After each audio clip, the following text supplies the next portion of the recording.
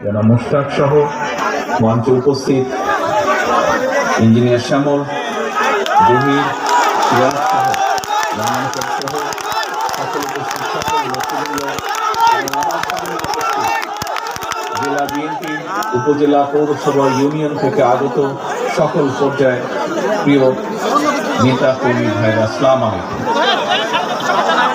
আজকে বহু বছর পরে আবার ব্রাহ্মণবাড়িয়া জেলায় আপনাদের সামনে কথা বলার সুযোগ। প্রিয় সহকর্মীবৃন্দ, আপনারা যারা সামনে বসে আছেন, আপনারা যদি আপনাদের পেছনে দেখেন এবং আপনারা যারা পেছনে আছেন, এই প্যান্ডেলের নিচে পেছনে আছেন, তারা যদি সামনে দেখেন, তাহলে আপনাদের চোখের সামনে যে দৃশ্যটি ভেসে উঠবে, এই দৃশ্যটি একটি কথা বলে। কি সেই কথা? ঐক্য হচ্ছে শক্তি। ঐক্য হচ্ছে শক্তি। কি বলে এই কথাটি? এই কথাটি বলে যে ঐক্য হচ্ছে শক্তি। প্রিয় সহকর্মীবৃন্দ, একটি রাজনৈতিক দলের সম্মেলন কেন প্রয়োজন? সম্মেলন প্রয়োজন দলকে ঐক্যবদ্ধ করার জন্য। সম্মেলন প্রয়োজন দলকে পুনর্গঠিত বা গঠন প্রক্রিয়া এটি চলমান রাখার জন্য। সম্মেলন কেন প্রয়োজন? সম্মেলন প্রয়োজন নেতৃত্ব, নতুন নতুন নেতৃত্ব যাতে বিকশিত হয়, এই সকল কারণে সম্মেলন প্রয়োজন। প্রিয় সহকর্মীবৃন্দ, সম্মেলনের আরেকটি বড় কারণ হচ্ছে আমরা যে ঐক্যবদ্ধ, আমাদের মধ্যে মতপার্থক্য থাকতেই পারে, কিন্তু দিন শেষে দলের স্বার্থে, দলের আদর্শের স্বার্থে, সর্বোপরি দেশের স্বার্থে আমরা সকলে ঐক্যবদ্ধ। এটিই হচ্ছে সবচেয়ে বড় লক্ষ্য বা উদ্দেশ্য। প্রিয় সহকর্মীবৃন্দ, আপনারা এখানে সারাদিন অনেক বক্তব্য শুনেছেন। আমি চেষ্টা করব আমার বক্তব্যে সেই কথাগুলোকে ফিরে না যেতে, বরং আমি চেষ্টা করব আপনাদের সকলকে একসাথে নিয়ে সামনের দিনে যাতে বাংলাদেশ এগিয়ে যেতে পারে, আমরা যাতে সামনের দিনে বাংলাদেশকে এগিয়ে নিয়ে যেতে পারি, একটি সুন্দর ভবিষ্যতের দিকে এগিয়ে নিয়ে যেতে পারি। সংক্ষেপে আমি সেই কথাগুলো আপনাদের সামনে তুলে ধরতে চাইব। প্রিয় সহকর্মীবৃন্দ, এই মাত্র কিছুদিন আগের কথা, মাত্র কিছুদিন, 6 মাস, 7 মাস, 8 মাস আগের কথা। আজকে এখানে যারা আপনারা উপস্থিত হয়েছেন, এখানে যারা আপনারা বিএনপির সম্মেলন উপলক্ষে বিএনপির বিভিন্ন পর্যায়ে, ব্রাহ্মণবাড়িয়া জেলার বিভিন্ন পর্যায়ের নেতৃবৃন্দ আপনারা উপস্থিত হয়েছেন, কিছুদিন আগেও আমরা কি দেখেছি? বাংলাদেশ জাতীয়তাবাদী দলের প্রত্যেকটি নেতাকর্মী সহ বিরোধী দল, অর্থাৎ যেই স্বৈরাচার কয়েকদিন আগে পালিয়ে গিয়েছে, এই স্বৈরাচার বিরুদ্ধে যারা আন্দোলন করেছে, বাংলাদেশের মানুষের গণতান্ত্রিক অধিকারকে প্রতিষ্ঠা করার জন্য, বাংলাদেশের মানুষের কথা বলার অধিকারকে প্রতিষ্ঠিত করার জন্য, তথা বাংলাদেশের মানুষের রাজনৈতিক এবং অর্থনৈতিক অধিকার প্রতিষ্ঠা করার জন্য সেই স্বৈরাচারের বিরুদ্ধে যত মানুষ প্রতিবাদ করেছে, প্রত্যেকটি মানুষকে নির্যাতিত করা হয়েছে, প্রত্যেকটি মানুষ হয়েছে অত্যাচারিত। কাজেই সেই অত্যাচার নির্যাতনের কথা আপনারা নিশ্চয়ই ভুলে যাননি। প্রিয় সহকর্মীবৃন্দ, এই অত্যাচার নির্যাতন শুধু ব্রাহ্মণবাড়িয়ার মানুষই নয়, ব্রাহ্মণবাড়িয়ার বিরোধী দলীয় নেতাকর্মী নয়, ব্রাহ্মণবাড়িয়ার বিএনপির নেতাকর্মী নয়, সমগ্র বাংলাদেশে বিএনপির যত নেতাকর্মী আছে, সকলে এই অত্যাচারের ভিতর দিয়ে, অত্যাচারকে ফেস করে সকলে এগিয়ে গিয়েছে। প্রিয় সহকর্মীবৃন্দ, আজ যে স্বৈরাচারের বিরুদ্ধে আন্দোলন করেছিলাম আমরা বিগত 17 বছর ধরে প্রায়, সেই স্বৈরাচার আজ পলাতক। স্বৈরাচারের মাথাটা পালিয়ে গিয়েছে, কিন্তু স্বৈরাচারের কিছু কিছু অবশিষ্ট এখনো রয়ে গিয়েছে বাংলাদেশে। এরা বিভিন্ন ভাবে মাথা চাড়া দেবার চেষ্টা করছে, এরা বিভিন্ন ভাবে চেষ্টা করছে নিজেদের অবস্থানকে কোনোভাবে গুছিয়ে নিয়ে আবার দেশটি তাদের দখলে নিতে। প্রিয় সহকর্মীবৃন্দ, তাদের এই লক্ষ্যকে আমরা হাসিল করতে দিতে পারি না, এবং যদি আপনাকে রক্ষা করতে হয়, আপনার নিজের পরিবারকে রক্ষা করতে হয়, যদি এই দেশের মানুষকে রক্ষা করতে হয়, সর্বোপরি বাংলাদেশকে যদি রক্ষা করতে হয়, তাহলে আমাদের সকলকে যে কোনো মূল্যে ঐক্যবদ্ধ থাকতে হবে। এর কোনোই আমাদের বিকল্প নেই। আমি বক্তব্যের শুরুতেই বলেছি, আমাদেরকে যদি বাংলাদেশকে সামনে এগিয়ে নিতে হয়, দেশের মানুষকে যদি শান্তিপূর্ণ উপায়ে এগিয়ে নিতে হয় দেশের সাথে, তাহলে অবশ্যই আমাদের ঐক্যবদ্ধ থাকতে হবে। আমাদের মধ্যে মত পার্থক্য থাকতেই পারে, আমরা বসবো, আমরা আলোচনা করব, এক আলোচনায় শেষ না হলে আবার আলোচনায় বসবো। আলোচনার মাধ্যমেই আমরা সমস্যার সমাধান করব। আলোচনার মাধ্যমেই আমরা সমস্যা উপায় বের করব। প্রিয় সহকর্মীবৃন্দ, আমাদের সামনে বহু কাজ, এখন অনেক কাজ, দেশকে পুনর্গঠনের কাজ। নিশ্চয়ই আপনারা এর মধ্যে পত্র পত্রিকা, রেডিও, টেলিভিশনে শুনেছেন, দেখেছেন। কি? বাংলাদেশ জাতীয়তাবাদী দলের পক্ষ থেকে আমরা দেশের মানুষের সামনে, দেশের সামনে আমরা 31 দফা রাষ্ট্র কাঠামো, পুনর্গঠন কাঠামোর 31 দফা রূপরেখা আমরা দিয়েছি। সেটি কি? সেটির মধ্যে সংক্ষেপে যদি বলতে হয়, সেটির মধ্যে এই দেশের ভবিষ্যৎ প্রজন্ম, সন্তানদের শিক্ষা ব্যবস্থাকে কিভাবে ঠিক করব তার একটি সংক্ষিপ্ত বিবরণ দেওয়া আছে। এই দেশে বেকারদের কর্মসংস্থানের জন্য আমরা কি কি করতে চাই তার কথা উল্লেখ করা আছে। এই দেশের মানুষের স্বাস্থ্য নিয়ে আমরা কি করতে চাই তার কথা উল্লেখ করা আছে।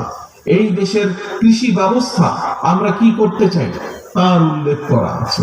এই দেশের শিল্পের ব্যবস্থা আমরা কি করতে চাই আগামী দিনে তার কথা উল্লেখ করা আছে।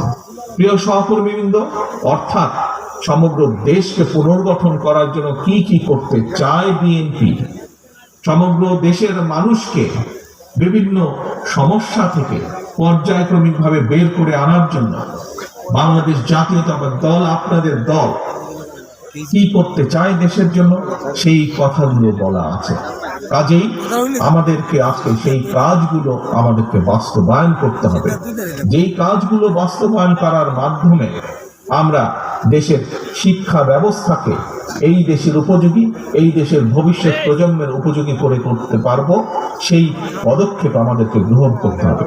যেই কাজ করার মাধ্যমে আমরা এই দেশের বেকারদের কর্মসংস্থান করতে পারবো, এই দেশের লক্ষ কোটি মা বোনদের, ভাইদের আমরা কর্মসংস্থানের ব্যবস্থা করতে পারবো, তার উদ্যোগ গ্রহণ করতে হবে।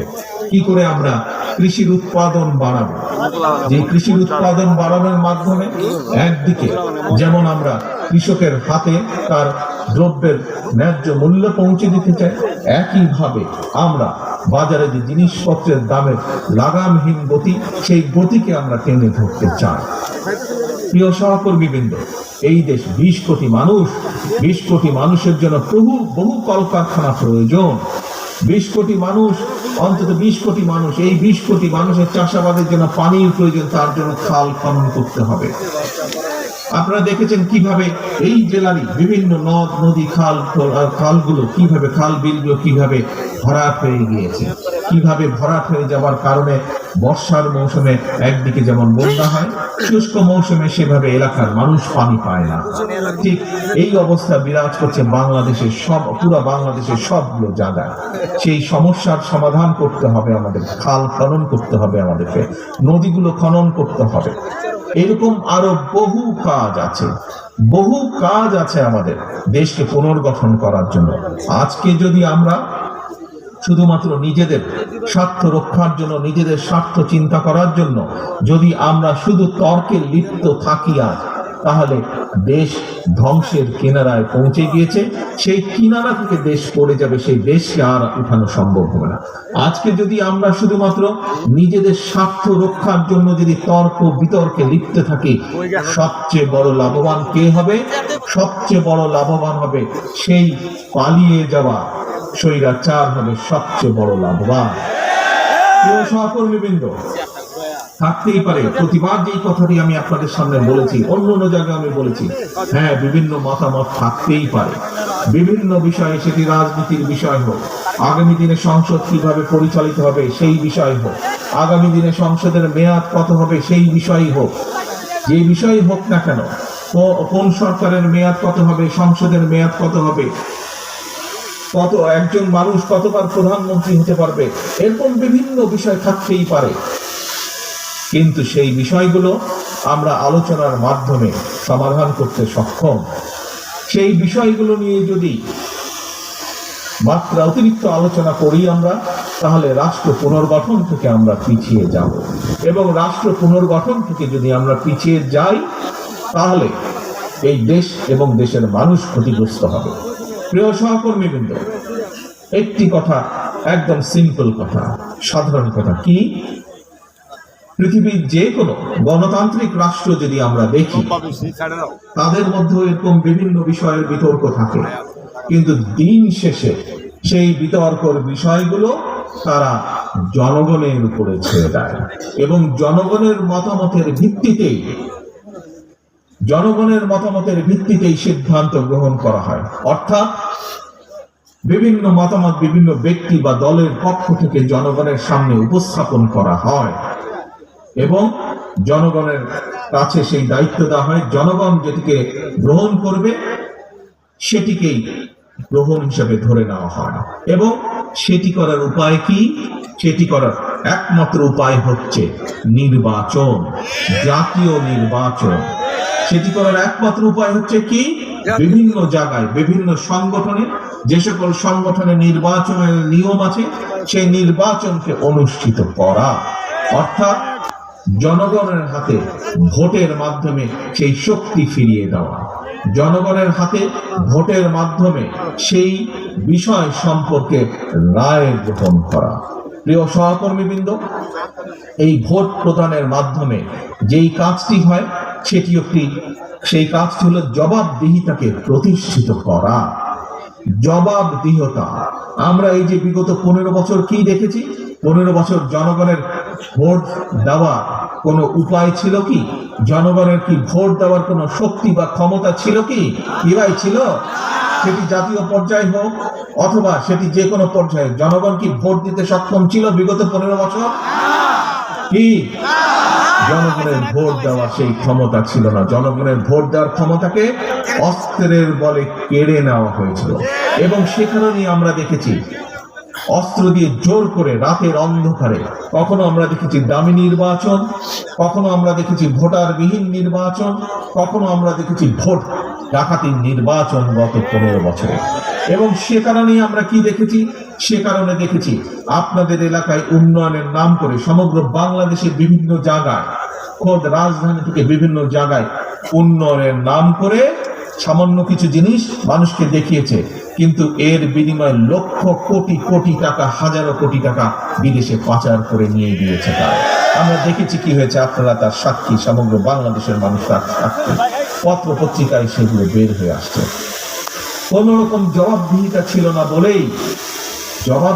ছিল না বলেই বাংলাদেশের প্রত্যেকটি প্রতিষ্ঠানকে ধ্বংস করে দেওয়া হয়েছে। কোন যোগ্য লোককে প্রতিষ্ঠানগুলো চালানোর সুযোগ, পরিচালনা করার সুযোগ দেওয়া হয়নি। শুধুমাত্র যারা তাদের দলীয় লোক ছিল তাদেরকে দিয়ে বিচার ব্যবস্থা বলুন, বাংলাদেশের যে কোনো রাষ্ট্রের যে কোনো সংগঠন বলুন, যে কোনো প্রতিষ্ঠান বলুন, সেগুলো থেকে যোগ্য লোককে সরিয়ে দেওয়া হয়েছিল। এবং সে কারণেই বাংলাদেশের প্রত্যেকটি প্রতিষ্ঠান, রাষ্ট্রের প্রত্যেকটি প্রতিষ্ঠান ধ্বংস হয়ে গিয়েছে। প্রিয় সহকর্মীবৃন্দ, সেই শিক্ষায় বলুন, বিচার ব্যবস্থায় বলুন, নির্বাচনের ব্যবস্থায় বলুন, প্রত্যেকটি ব্যবস্থাকে আবার পুনর্গঠন করতে হবে। প্রিয় সহকর্মীবৃন্দ, এই পুনর্গঠন প্রক্রিয়া আমরা যত দ্রুত শুরু করতে পারবো, রাষ্ট্র কাঠামোর এই পুনর্গঠন প্রক্রিয়া আমরা যত দ্রুত শুরু করতে পারবো, দেশকে আমরা তত দ্রুত আমরা উন্নত করতে পারবো। এই পুনর্গঠন প্রক্রিয়া আমরা যত দ্রুত শুরু করতে পারবো, বাংলাদেশের মানুষের সমস্যার পরিমাণ ধীরে ধীরে আমরা তত দ্রুত কমিয়ে আনতে সক্ষম হব। প্রিয় সহকর্মীবৃন্দ, আজকে আপনারা যারা এই সম্মেলন উপলক্ষে এখানে উপস্থিত হয়েছেন, আপনাদের পরিচয় কি?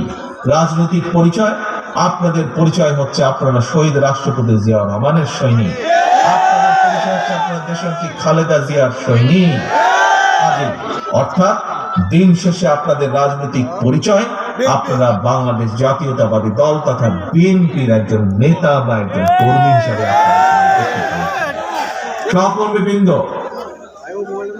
নিশ্চয়ই এই যে 5ই আগস্টের পরে স্বৈরাচার 5ই আগস্ট পালিয়ে গেল, তারপরে আপনারা যখনই আপনাদের ঘর থেকে প্রতিদিন বের হয়েছেন, আপনাদের এলাকার মানুষকে আপনাদের কাছে জানতে চায় না কি ভাই তোমরা দেশ নিয়ে কি চিন্তা করছো, দেশ নিয়ে কি করবা, জানতে চায় না এরকম কথা? জানতে চায় এরকম কথা? আপনারা যখন বেরোন ঘর থেকে, যখন হাটে বাজারে মসজিদে মাদ্রাসায় বা বিভিন্ন জায়গায় আপনাদের সাথে বিভিন্ন মানুষের দেখা হয়, যখন জানে আপনি বিএনপির একজন নেতা আর যখন জানে আপনি বিএনপির একজন কর্মী, দেশ নিয়ে আপনাকে জিজ্ঞেস করে না আপনাকে? আপনাকে কেন জিজ্ঞেস করে? আপনাকে এই কারণে জিজ্ঞেস করে যে মানুষের বিশ্বাস, সাধারণ মানুষ এই দেশের ভোটার, অধিকাংশ মানুষের বিশ্বাস এই দেশে যদি ভালো কিছু করতে পারে, এই দেশকে যদি পুনর্গঠন করতে পারে, এই দেশকে যদি আবার যদি এই দেশকে স্বাভাবিক গতির দিকে ধাবিত করতে পারে, যেরকম দেশকে বাংলাদেশের মানুষ দেখতে চায়, বাংলাদেশের মানুষের প্রত্যাশা যেই দেশের, সেই দেশকে যদি গড়তে হয়, কে করতে পারবে? আপনারাই একমাত্র করতে পারবেন। অর্থাৎ বাংলাদেশ জাতীয়তাবাদী দল বিএনপি একমাত্র এই দেশকে জনগণের প্রত্যাশা অনুযায়ী গড়ে তুলতে সক্ষম হবে। মানুষ এটি বিশ্বাস করে বলেই আপনার কাছে জানতে চায় দেশের ভবিষ্যৎ কি, আপনার কাছে জানতে চায় কিভাবে আপনার দল দেশকে পুনর্গঠন করব। প্রিয় সহকর্মীবৃন্দ, প্রিয় ভাই বোনেরা, বিএনপি বাংলাদেশের সবচাইতে বড় রাজনৈতিক দল। এটি আমাদের সাথে অন্যান্য যত রাজনৈতিক দল আছে যারা আন্দোলনে আমাদের সাথে ছিলেন, পাশে ছিলেন, প্রত্যেকটি রাজনৈতিক দলের নেতৃবৃন্দ একই কথা বলেন, যেহেতু বিএনপি সবচাইতে বড় রাজনৈতিক দল, সেই জন্য আপনাদের দায়িত্ব কিন্তু সবচাইতে বড়, আপনাদের দায়িত্ব সেই জন্য সবচাইতে কঠিন। প্রিয় সহকর্মীবৃন্দ, যখন আপনি জীবনে একা ছিলেন তখন আপনি একা ছিলেন, আজ আপনার দায়িত্বে এসে পড়েছে, কাঁধে দায়িত্ব পড়েছে সংসারে 2 জন 5 জন 7 জন যে কয়জন মানুষ হোক, সেই মানুষের দায়িত্ব যেরকম আপনার, ঠিক একইভাবে বিএনপির একজন কর্মী হিসাবে, শহীদ জিয়া খালেদা জিয়ার একজন কর্মী হিসাবে আপনাদের দায়িত্ব সমগ্র বাংলাদেশের। আপনারা কি, প্রিয় ভাই বোনেরা, প্রিয় সহকর্মীবৃন্দ, আপনারা কি দেশের দায়িত্ব নেওয়ার জন্য প্রস্তুত আছেন? দেশের দায়িত্ব, দেশকে পুনর্গঠন করার জন্য প্রস্তুত আছেন? ধন্যবাদ, সকলকে ধন্যবাদ। যদি এই দায়িত্ব আপনাদেরকে পালন করতে হয়, যদি এই দায়িত্ব আপনারা সঠিকভাবে পালন করতে চান, তাহলে সবচাইতে পূর্ব শর্ত হচ্ছে, 1 নম্বর শর্ত হচ্ছে, তাহলে আমাদের সকলকে যে কোনো মূল্যে ঐক্যবদ্ধ থাকতে হবে। যে কোনো মূল্যে আমাদের বিএনপির প্রতিটা নেতা কর্মীকে আমাদের ঐক্যবদ্ধ থাকতে হবে এবং ঐক্যবদ্ধ থেকে দেশের মানুষকে দিক নির্দেশনা দিতে হবে, দেশের মানুষকে পথ দেখাতে হবে, যে পথে আমরা গেলে দেশের সমস্যার সমাধানগুলো করতে পারবো। এবং বিএনপি হিসাবে দেশের মানুষ আপনাদের কাছ থেকে এই প্রত্যাশা করে, এই দায়িত্ব প্রত্যাশা করে যে বিএনপি ঐক্যবদ্ধ থাকবে। বিএনপি শুধু একাই ঐক্যবদ্ধ থাকবে না, একই সাথে বিএনপি যে সকল রাজনৈতিক দল সহ যে সকল মানুষ, যে সকল সংগঠন যাদের কাছে 1 নম্বর এজেন্ডা হচ্ছে এই দেশ এবং এই দেশের মানুষ, তাদের সকলকে বিএনপি ঐক্যবদ্ধ রাখবে। আমরা তো ঐক্যবদ্ধ থাকবই, দেশনেত্রী খালেদা জিয়ার নেতৃত্বে আমরা সকলে ঐক্যবদ্ধ থাকবো। একই সাথে বিএনপি হিসাবে আমাদের দায়িত্ব হচ্ছে দেশের বাকি সকল মানুষকে ঐক্যবদ্ধ থাকা। এই যে দেখুন, আপনারা আজকে সকলে মিলে ঐক্যবদ্ধ হয়ে একটি সম্মেলন অনুষ্ঠানে একত্রিত হয়েছেন, দেখুন কত সুন্দর লাগছে। শুধু সুন্দরই লাগছে না, কত বৃহৎ একটি সম্মেলন অনুষ্ঠান আজকে এখানে অনুষ্ঠিত হচ্ছে, কত শান্তিপূর্ণ একটি অনুষ্ঠান এখানে অনুষ্ঠিত হচ্ছে। এবং এর এর কৃতিত্ব শুধু যে যারা মঞ্চে নেতৃবৃন্দ বসেছে তাদের একার না, বরঞ্চ আমি মনে করি আজকে যে এই সুন্দরভাবে যে সম্মেলনটি অনুষ্ঠিত হচ্ছে এর মূল কৃতিত্ব হচ্ছে প্যান্ডেলের নিচে আমার যে সকল নেতাকর্মী বসে আছেন, শান্তিপূর্ণভাবে বসে আছেন, আপনাদের প্রত্যেকের কৃতিত্ব হচ্ছে আজকে এই সম্মেলনকে সফল করা। প্রিয় সহকর্মীবৃন্দ, আমরা একটি রাজনৈতিক দল হিসাবে আমাদের বক্তব্য থাকবে দেশকে নিয়ে। রাজনৈতিক দল হিসাবে আমাদের আদর্শ থাকবে দেশের মানুষের কিভাবে ভালো করা যায়। রাজনৈতিক দল হিসাবে আমাদের দায়িত্ব থাকবে দেশের মানুষের ভালো কিছু চিন্তা করা, সামনের দিকে এগিয়ে নিয়ে যাওয়া দেশকে। থাকতে পারে অন্য দলের সাথে আমাদের মতপার্থক্য, আমরা সেই দলগুলোকে সাথে নিয়ে বসবো, আলোচনা করব, কিন্তু দিন শেষে আমাদেরকে মনে রাখতে হবে আমরা যাই বলি না কেন, আমরা যাই করি না কেন, সমর্থন আসতে হবে জনগণের পক্ষ থেকে, সমর্থন আসতে হবে জনগণের কাছে থেকে। সহকর্মীবৃন্দ, সেজন্যই আমি একটি কথা বলি, আমাদেরকে থাকতে হবে জনগণের সাথে, আমাদেরকে রাখতে হবে জনগণকে সাথে, কারণ জনগণ আছে বলেই আমরা আছি। এই যে আমরা বলি বিএনপি এত বড় দল, কেন বলি এই কথাটি? কারণ বাংলাদেশের বৃহৎ জনগোষ্ঠী এই দলকে সমর্থন করে বলেই এটি হচ্ছে আমাদের শক্তি, জনগণের শক্তি, জনগণের ঐক্যই হচ্ছে বিএনপির শক্তি। যেহেতু জনগণ আমাদের সাথে আছে, জনগণের সাথে আমরা আছি, যেহেতু জনগণ আমাদের পেছনে আছে, যেহেতু জনগণ আমাদের কাছে প্রত্যাশা করছে, জনগণ সমর্থন দিচ্ছে, সেই জন্যই বিএনপি আজ বাংলাদেশের সর্ববৃহৎ দল। একটু আগে যেই কথাটি বললাম, আবারও আপনাদের সামনে সেই কথাটি বলতে চাই। বৃহৎ দল হিসাবে আমাদের দায়িত্ব হচ্ছে বড়, বৃহৎ দল হিসাবে আমাদের দায়িত্ব হচ্ছে গুরুত্বপূর্ণ। এখানে উপস্থিত প্রত্যেকটি মানুষের, প্রত্যেকটি নেতাকর্মীর দায়িত্ব হচ্ছে অনেক বড়, প্রত্যেকটি নেতাকর্মীর দায়িত্ব হচ্ছে অনেক গুরুত্বপূর্ণ। প্রিয় সহকর্মীবৃন্দ, প্রিয় আমার নেতৃবৃন্দ, আপনারা হয়তো কেউ বলতে পারেন নিজের মনে মনে, আরে ভাই আমি তো ইউনিয়নের একটা নেতা, আমার কি দায়িত্ব? নো, আপনি ইউনিয়নের নেতা হতে পারেন, চিন্তা করে দেখুন তো, আপনি ইউনিয়নের নেতাই হন আর পৌরসভার ওয়ার্ডের নেতাই হন, আপনি যখন সকালে ঘর থেকে বের হন, যখন মানুষ দেখে বিএনপির এই ইউনিয়নের নেতাটি হেঁটে যাচ্ছে, যখন মানুষ দেখে এই ইউনিয়নের এই ওয়ার্ডের এই বিএনপির নেতাটি হেঁটে যাচ্ছে, আপনাকে মানুষ সালাম দেয় না? আপনার সাথে সমস্যার কথা আলোচনা করে না? আপনার সাথে দেশের সমস্যা, এলাকার সমস্যার কথা আলোচনা করে না? কেন করে? কারণ তারা আপনার উপরে ভরসা করতে চায়, তারা বিশ্বাস করে যে আপনি কোনো না কোনো একটি উপায় বের করে দিবেন, কোনো না একটি উপায় বাতলে দিবেন। আপনাকে ভরসা করা যায়, আপনি বিএনপি নেতা, আপনাকে ভরসা করা যায়, আপনি বিএনপির একজন কর্মী।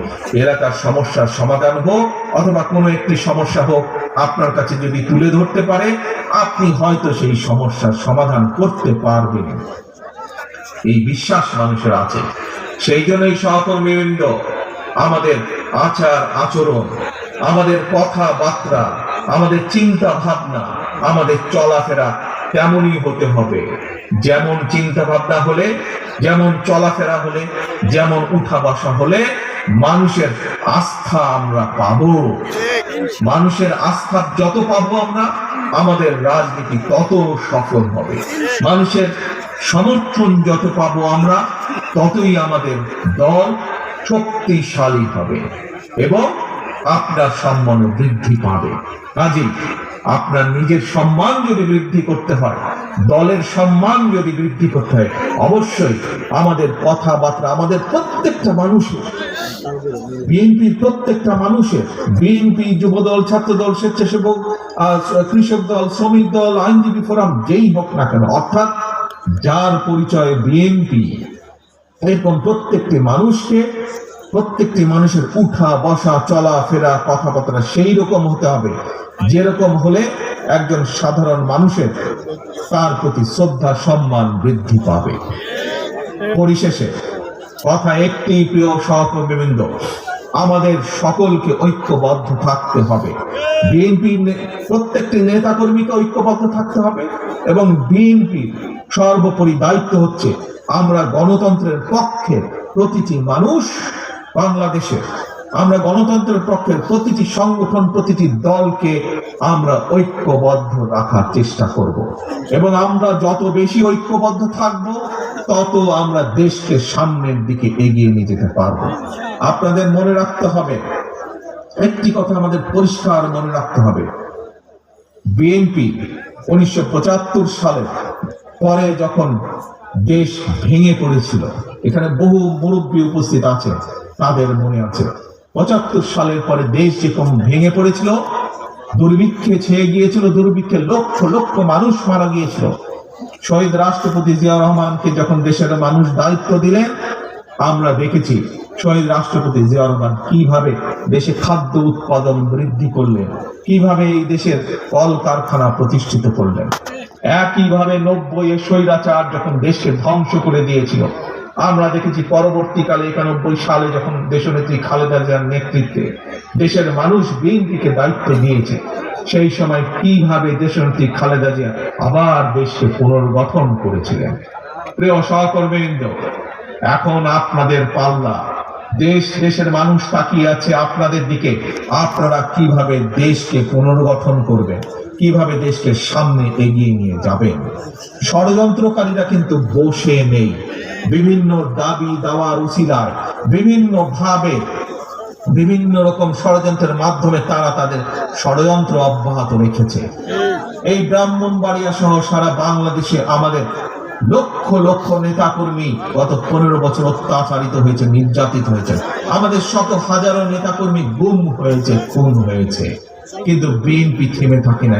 বিএনপি জনগণকে সাথে নিয়ে, মানুষকে সাথে নিয়ে আন্দোলনকে এগিয়ে নিয়ে গেছে। আলহামদুলিল্লাহ, বাংলাদেশের জনগণ ঐক্যবদ্ধভাবে একত্রিতভাবে গণ অভ্যুত্থানের মাধ্যমে 5ই আগস্ট স্বৈরাচারকে বিদায় করেছে। এখন কাজ একটি, লক্ষ্য একটি, কথা একটি, দেশ পুনর্গঠন করতে হবে, দেশকে গড়ে তুলতে হবে, দেশকে সামনে এগিয়ে নিয়ে যেতে হবে। তার জন্য আমাদেরকে ঐক্যবদ্ধ থাকতে হবে। আসুন আজকের এই সম্মেলনে আমরা প্রতিজ্ঞা গ্রহণ করি, যে কোনো মূল্যে আমরা বিএনপির প্রতিটি নেতা কর্মী আমরা ঐক্যবদ্ধ থাকবো। কোন সমস্যা হবে, কোন বিষয় থাকবে, আমরা আলোচনা করব, টেবিলে বসবো, আলোচনা করব, টেবিলে বসে আলোচনা করে আমরা সমস্যার সমাধান করব, কিন্তু আমরা ঐক্যবদ্ধ থাকবো। আজকের সম্মেলনে এটি হোক আমাদের প্রথম প্রতিজ্ঞা। কি আমরা এই প্রতিজ্ঞা নিতে পারি? আমরা যে কোনো মূল্যে আমরা ঐক্যবদ্ধ থাকবো। আসুন এটি হোক আমাদের আজকের প্রতিজ্ঞা, এটি হোক আমাদের আজকের শপথ। এবং আমাদের দ্বিতীয় শপথ হচ্ছে যে কোনো মূল্যে ঐক্যবদ্ধভাবে বাংলাদেশের জনগণকে সামনে নিয়ে আমরা দেশকে পুনর্গঠন করব। আবার কি ভাই, দেশকে আমরা পুনর্গঠন করব? কি দেশকে আবার পুনর্গঠন করব? ইনশাআল্লাহ, এই হোক আমাদের প্রতিজ্ঞা। প্রিয় সহকর্মীবৃন্দ, আজকে এই যে সম্মেলন অনুষ্ঠান, এই সম্মেলন অনুষ্ঠানের প্রথম পর্ব আমরা আজ এখানে সমাপ্ত করতে চাই। আমি আমার ব্রাহ্মণবাড়িয়া জেলা যে সকল নেতৃবৃন্দ আছেন, সকল নেতৃবৃন্দর সাথে আলাপ আলোচনা করে ইনশাআল্লাহ অতি শীঘ্র আমরা সম্মেলনের দ্বিতীয় পর্বে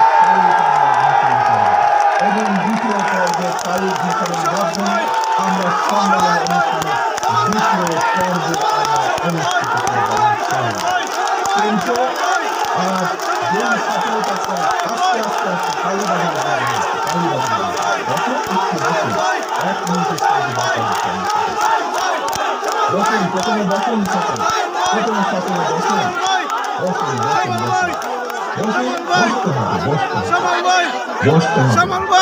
একটু বসুন সকলে। আমরা কি প্রতিজ্ঞা গ্রহণ করেছি?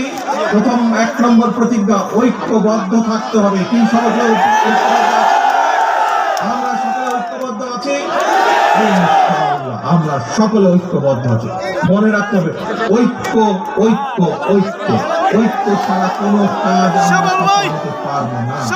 এবং আরেকটি গুরুত্বপূর্ণ বিষয়, সেটি হচ্ছে যে কোনো মূল্যে আমাদেরকে জনগণের পাশে থাকতে হবে, জনগণকে সাথে রাখতে হবে। আসুন, প্রথম পর্ব যেরকম আমরা আজ সুন্দরভাবে সফলভাবে আল্লাহর রহমতে শেষ করেছি, আমরা যাতে একইভাবে সুন্দরভাবে সফলভাবে দ্বিতীয় সম্মেলনের দ্বিতীয় অংশ যাতে আমরা আগামী কয়েকদিনের মধ্যে সুন্দরভাবে সম্পন্ন করতে পারি, এই দোয়া চেয়ে এবং আমরা সকলে ঐক্যবদ্ধ থাকব এই শপথ গ্রহণের মাধ্যমে এই প্রত্যাশা রেখে আমরা